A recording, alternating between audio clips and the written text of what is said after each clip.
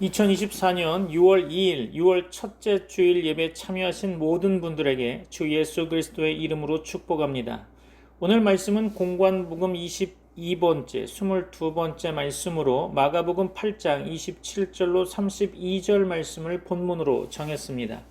함께 읽을 본문으로 마가복음 8장 27절로 32절까지 합독하도록 하겠습니다. 마가복음 8장 27절로 32절입니다. 예수와 제자들이 빌립보 가이사랴 여러 마을로 나아가실새 길에서 제자들에게 물어 이르시되 사람들이 나를 누구라고 하느냐. 제자들이 여짜와 이르되 세례 요한이라 하고 더러는 엘리야 더러는 선지자 중에 하나라 하나이다. 또 물으시되 너희는 나를 누구라 하느냐.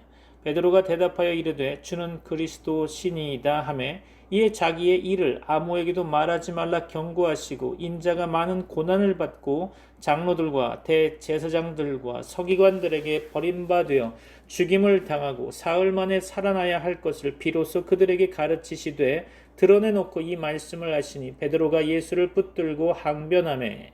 아멘.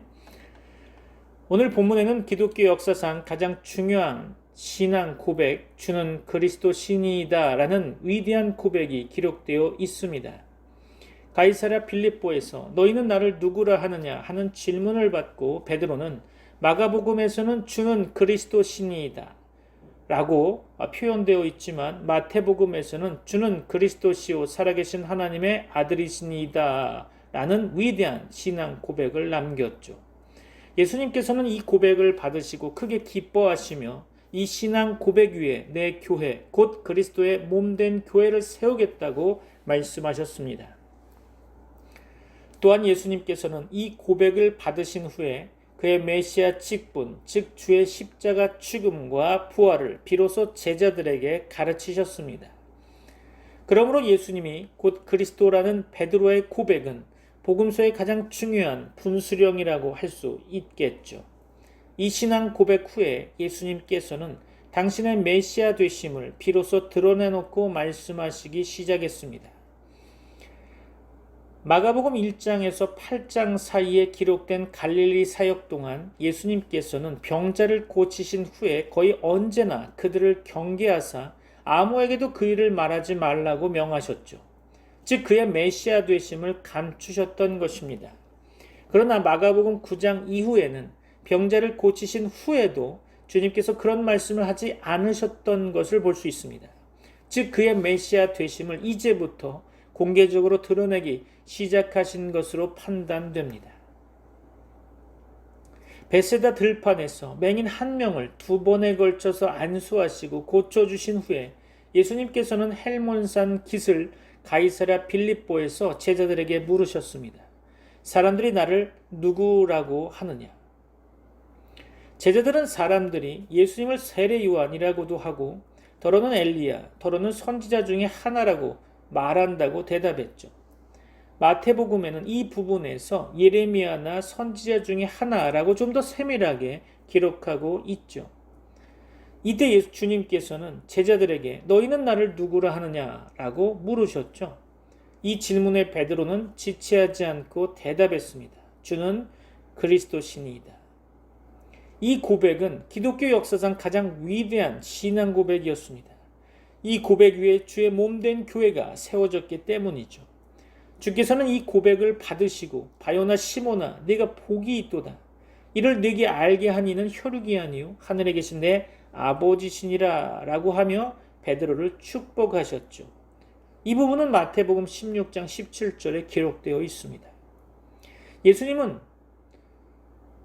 세상 사람들이 나를 누구라 하느냐라고 이야기했을 때 예수님을 세례 요한, 엘리야, 선지자 중에 하나라고 보던 당시 사람들의 생각이 모두 다 틀린 것은 아니었죠.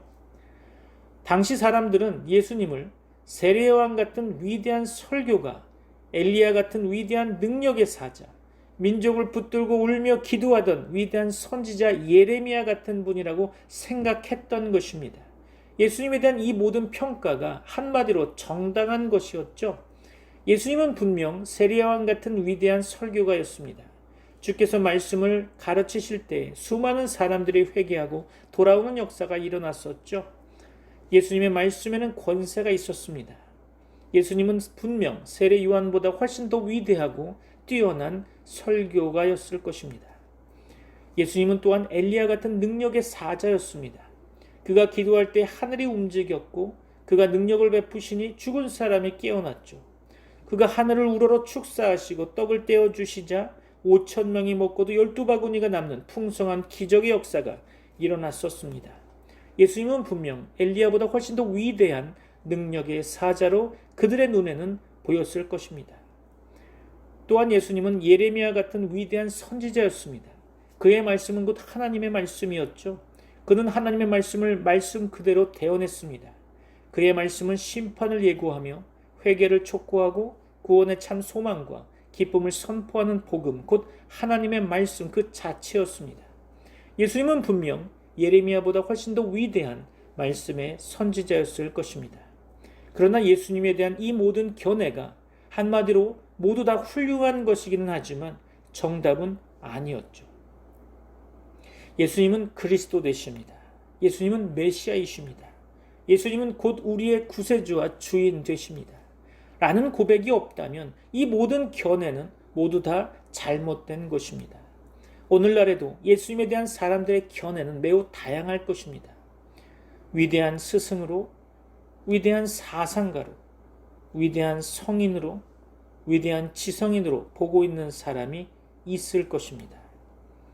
예수님을 믿지 않는 사람이라 할지라도 그들은 누구나 예수님의 위대함을 인정하고 있을 것입니다. 그들은 때로 기독교인들보다 더 열심히 예수님을 연구하며 예수님의 말씀을 더 자주 인용하기도 합니다. 그러나 그 모든 견해들은 비록 훌륭한 생각이기는 하지만 정답은 아닌 거죠. 베드로처럼 예수님을 그리스도로 고백하고 영접하지 않는 한, 예수님을 메시아 곧 우리의 구세주와 주인으로 고백하고 영접하지 않는 한 예수님에 대한 사람들의 모든 생각과 견해는 모두 다 공허한 것에 지나지 않는 것입니다. 그런 견해들이 모두 틀린 말은 아니겠지만 그것만으로는 충분치 않다는 것입니다. 그것만으로는 정답이 될 수 없다는 거죠. 오직 예수님은 그리스도라는 확실한 신앙 고백, 그 고백만이 유일한 정답인 것입니다. 주님께 대한 다른 사람들의 견해를 물으신 후에 예수님께서는 너희는 나를 누구라 하느냐 하고 제자들에게 물으셨죠. 지난 2년여 동안 나를 따라다니며 내게 직접 말씀을 듣고 배운 너희는 나를 누구라 생각하느냐. 갈릴리의 풍랑을 잠잠케 하시며 죽은 사람 살리는 것을 직접 목도했던 너희는 나를 누구라 하느냐. 오병이어의 기적을 체험하고 벳세다 맹인의 눈 뜨는 것을 직접 지켜보았던 너희는 나를 누구라 하느냐. 한글 성경에는 그리스도 앞에 붙은 원어적 정관사, 문법적으로 말하는 그런 정관사가 정확하게 번역되어 있지는 않아 보입니다. 이 정관사의 의미를 살려서 다시 한번 번역하면 베드로의 신앙 고백은 예수님께서 바로 그 그리스도, 우리가 그렇게 오랫동안 기다려왔던 바로 그 그리스도, 바로 그 메시아라는 뜻을 가지고 있는 것입니다. 구약 성경 창세기로부터 말라기까지 끊임없이 약속되고 증거되었던 바로 그 그리스도, 수많은 선지자들이 오리라고 예언했던 바로 그 메시아, 이스라엘이 그렇게도 열망하며 기다려왔던 바로 그 그리스도, 십자가에 달리시고 부활하시며 승리하신 바로 그 그리스도, 죽었던 우리 영혼을 다시 살리시고 자녀 삼으시며 영화롭게 하신 영광의 왕 바로 그 그리스도, 온 인류의 빛이요 소망이신 바로 그 메시아라는 뜻인 거죠. 그리스도라는 말의 의미는 기름 부음을 받은 자, 즉 메시아와 같은 뜻입니다. 구약 시대에는 기름 부음을 받은 세 직분이 있었죠. 왕, 선지자, 제사장이 바로 그 세 직분입니다. 그러므로 예수님이 그리스도라는 말은 예수님께서 곧 우리의 왕이시고 선지자이시며 제사장으로 오셨다는 뜻입니다. 조직신학에서는 이를 예수 그리스도의 삼중직이라고 표현하고 있죠. 진실로 예수님은 우리에게 진정한 선지자 되시며 흠없는 제사장 되시고 온전한 왕으로 오셨습니다. 믿습니까? 구약의 선지자는 하나님의 말씀을 받아 백성에게 전하는 하나님의 대리자로 하나님의 메신저였습니다. 그러나 그들이 언제나 하나님의 말씀을 대언할 수 있었던 것은 아니었죠. 하나님께서 말씀을 주시지 않으시면 그들은 침묵해야 했습니다. 그들의 대언은 언제나 한시적이었고 제한적이었다는 거죠. 하나님께서 말씀을 주시지 않을 때의 그들은 깜깜한 어둠 속에서 갈 길을 몰라 헤매며 울부짖었습니다. 말라기 선지자 이후 예수님께서 오실 때까지 그들은 무려 400여 년 동안이나 하나님의 말씀을 듣지 못했습니다. 그들은 바로 흑암에 앉은 백성들이었죠. 마태복음 4장 16절이죠. 흑암에 앉은 백성이 큰 빛을 보았고, 그렇죠? 사망의 땅과 그늘에 앉은 자들에게 빛이 빛이었도다 하였느니라. 아멘. 그러나 예수님의 말씀은 곧 하나님의 말씀입니다. 요한복음 1장 1절이죠. 태초에 말씀이 계시니라. 이 말씀이 하나님과 함께 계셨으니 이 말씀은 곧 하나님이시니라. 아멘. 그는 구약의 선지자처럼 제한적 한시적으로 하나님의 말씀을 전하는 분이 아니요 말씀 그 자체 곧 하나님 자신이십니다. 믿습니까? 성경은 우리에게 지식만 요구하고 있지 않습니다. 믿음을 요구하죠. 기억하시기 바랍니다. 성경은 믿음의 눈으로 바라보며 하나님이 주시는 말씀을 연구해야 할 것입니다. 우리의 지정의가 하나님의 말씀을 하나님의 말씀으로 받아들여야 할 것입니다. 예수님 그분은 말씀으로 천지를 창조하신 하나님이시며 선지자 중에 선지자 곧 진정한 선지자로 우리에게 오셨습니다. 흑암에 앉은 백성을 비추는 참빛 곧 하나님의 빛 영원한 생명의 빛으로 예수님은 우리에게 오신 것입니다. 그를 통하지 않고는 우리가 하나님의 말씀을 들을 수 없습니다. 그가 곧 길이요 진리요 생명이기 때문에 그를 통하지 않고는 구원을 얻을 수 없고 그를 통하지 않고는 하나님께 나아갈 수 없는 것입니다. 예수님 이외에는 구원을 얻을 만한 그 어떤 이름도 우리에게 주신 일이 없습니다. 믿습니까? 예수님은 이렇게 가장 위대한 선지자 곧 하나님의 말씀 바로 그 자신으로 우리에게 오신 것입니다. 구약의 제사장은 백성들의 죄를 하나님께 고하고 그들을 위하여 속죄의 제사를 드리던 사람들이었습니다. 소나 양을 잡아 그 피를 제단에 뿌리며 죄로 인해 더럽혀진 백성들의 심령을 깨끗게 하고 용서해 줄 것을 간구하던 사람들이 바로 제사장이었죠.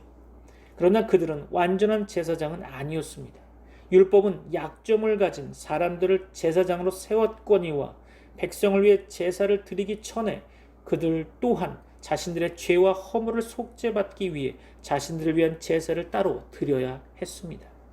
확인해 볼까요? 히브리서 7장 27절로 28절입니다. 그는 저 제사장들이 먼저 자기 죄를 위하고 다음에 백성의 죄를 위하여 날마다 제사 드리는 것과 같이 할 필요가 없으니 이는 그가 단번에 자기를 드려 이루셨음이라. 율법은 약점을 가진 사람들을 제사장으로 세웠거니와 율법 후에 하신 맹세의 말씀은 영원히 온전하게 되신 아들을 세우셨느니라. 아멘. 그러나 예수님은 흠없고 온전한 제사장으로 우리에게 오셨습니다. 하나님이 직접 기름 부으신 완전한 제사장, 허물 많고 죄 많은 우리 인생의 모든 죄를 짊어지고 십자가에서 죽으심으로 온전한 속죄의 제사를 이루신 참된 제사장으로 우리에게 오셨습니다. 믿습니까? 예수님의 피, 그 온전한 속죄의 제사로 우리는 담대하게 하나님께 나아가는 은혜와 특권을 얻게 된 것입니다. 히브리서 10장 19절로 20절입니다. 그러므로 형제들아 우리가 예수의 피를 힘입어 성소에 들어갈 담력을 얻었나니 그 길은 우리를 위하여 휘장 가운데로 열어놓으신 새로운 살 길이요 휘장은 곧 그의 육체니라. 아멘. 예수님은 이렇게 가장 위대한 제사장 곧 대제사장으로 우리에게 오셨습니다. 구약의 왕은 백성을 다스리고 통치하던 사람들이었습니다. 그들은 하나님의 뜻에 따라 사랑과 공의로 백성을 다스려야 했던 사람들이었죠. 그러나 구약의 왕들은 하나같이 하나님의 뜻을 거스려 백성을 억압하고 재판을 굽게 하며 불의한 일을 행했습니다. 구약의 왕들이 모두 하나님을 거스르고 백성을 실망시켰지만 예수님은 공평과 정의로 다스리고 통치하시는 평화의 왕으로 우리에게 오셨습니다. 그의 통치는 온전하고 그의 다스림은 정의롭습니다. 그를 의지할 때에 우리가 평화를 얻고 그가 말씀하실 때 우리에게 소망이 생겨나게 됩니다. 예수님은 이렇게 가장 위대한 통치자, 곧 왕의 왕으로 우리에게 오신 것입니다. 그러므로 예수를 그리스도로 고백한다는 것은 예수님을 우리의 진정한 선지자, 흠없는 제사장, 온전한 왕으로 영접한다는 뜻입니다.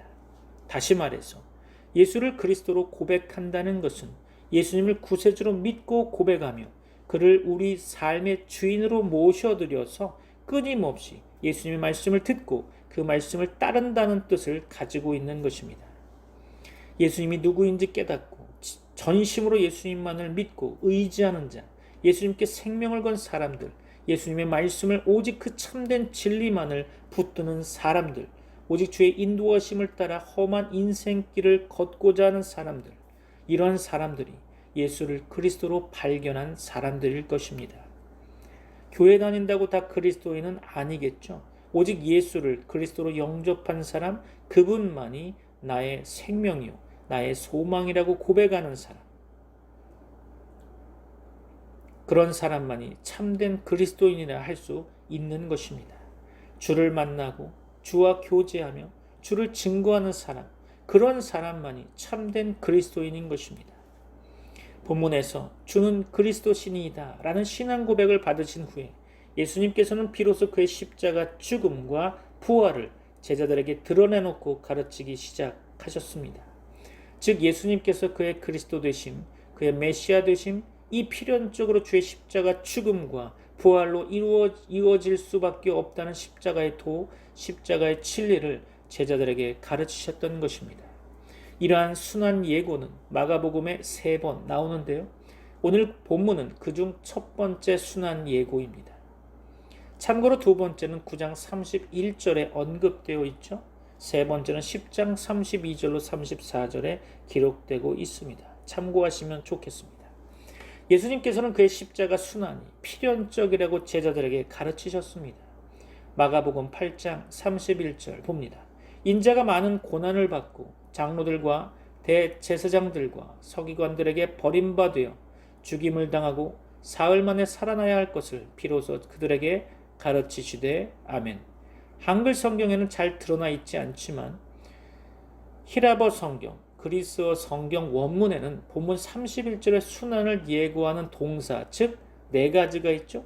고난을 받고 버림받아 죽임을 당하고 살아나야 할 것, 이 4개의 동사가 모두 영어 must의 의미를 가지고 있는 조동사를 함께 쓰고 있다는 거죠. 다시 말해서 반드시 그렇게 되어야 한다라는 의미의 조동사와 연결되어 있다는 것입니다. 어렵죠? 역시 중요하지 않습니다. 고난을 받고 버림받아 죽임을 당하고 살아나야 할 것, 즉 십자가의 순환은 예수의 그리스도 되심과 필연적으로 연결되어 있다는 것입니다. 그는 반드시 죽으셔야 했습니다. 그가 죽지 않으면 우리의 죄와 허물이 사함받을 길이 없었기 때문에 그는 반드시 피를 흘려야 했습니다.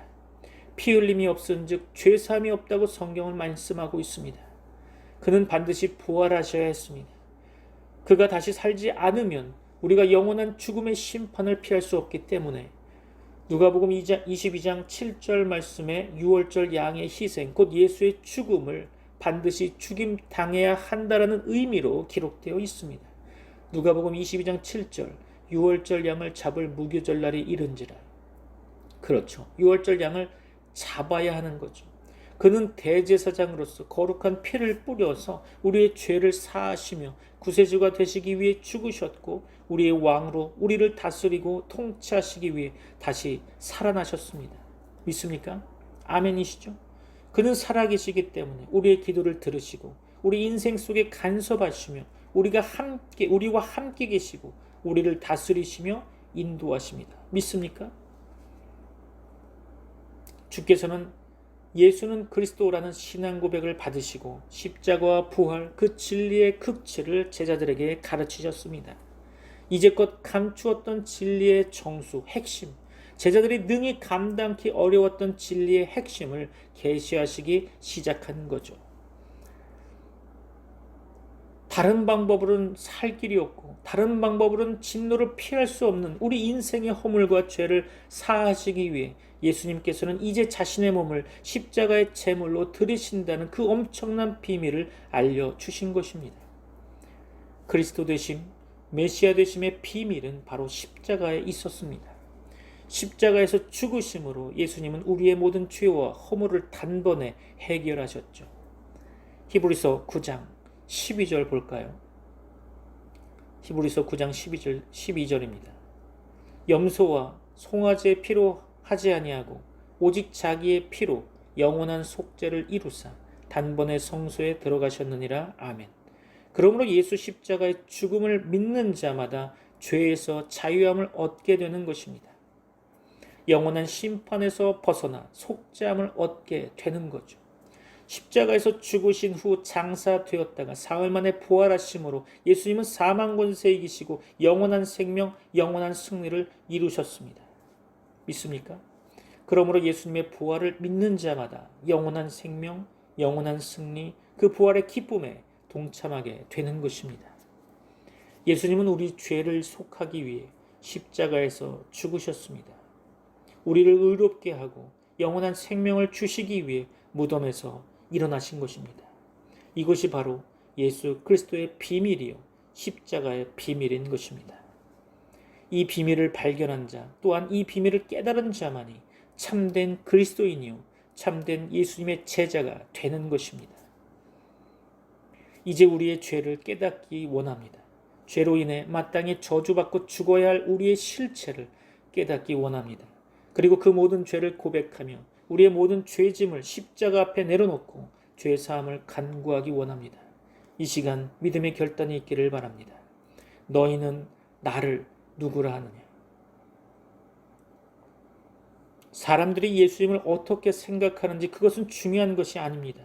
너희는 나를 누구라 하느냐? 주께서는 오늘도 우리에게 물으십니다. 여러분은 예수님이 어떤 분이라고 고백하시겠습니까? 진정 주는 그리스도이십니다 라고 고백할 수 있겠습니까?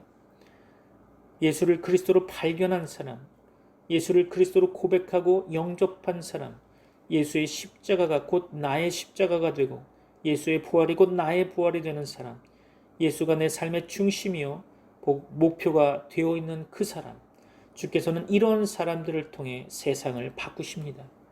이런 사람들을 통해 역사를 바꾸실 것입니다. 믿습니까?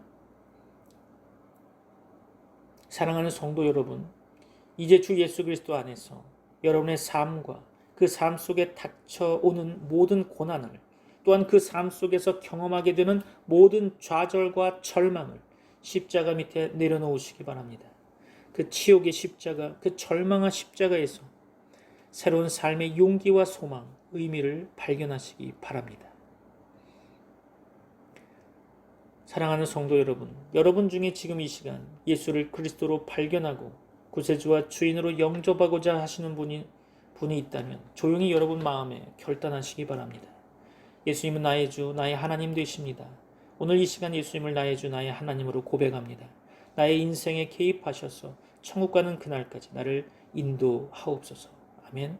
여러분의 인생에 대전환의 시간이 되기를 축원합니다.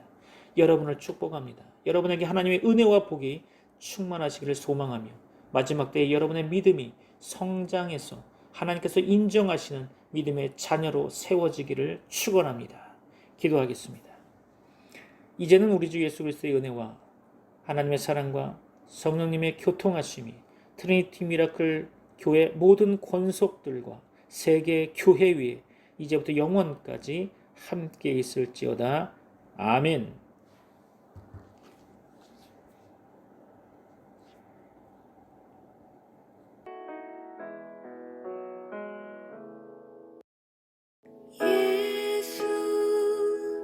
가장 귀한 그 이름 예수 언제나 기도 들으사 오 예수 나의 손 잡아주시는 가장 귀한 그 이름